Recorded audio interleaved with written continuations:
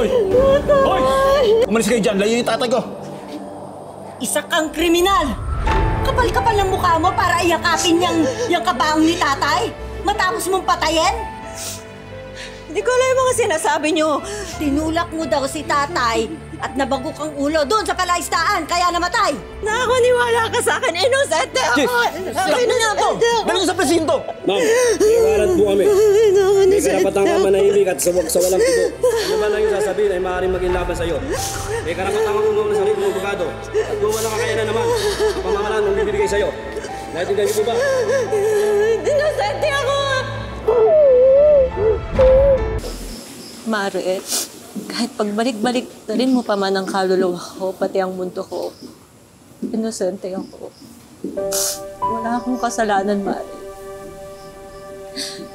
Hindi ko lang alam kung bakit ako yung ni Berto dito. Wala naman ako atraso sa kanya eh. Pati kina Kuya Carlos at kay Tino, wala akong atraso, so hindi ko alam. Mare, huwag ka mag-alala. Ilalapit natin ito sa kinauukulan para tulungan ka. Pero wala akong pera. Wala akong pambayad sa abogado.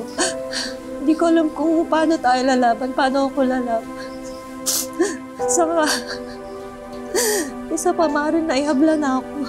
Pero naniniwala ako may awa ang Diyos sa akin. Nay, ayaw po kita magtagal dito sa kulungan. Hindi ko po kakayanin mag-isa.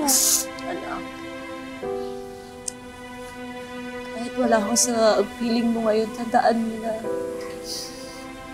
mahal na mahal kita. Kakayanin natin ito. Tandaan mo yan. Kaya magpakatatag ka lang.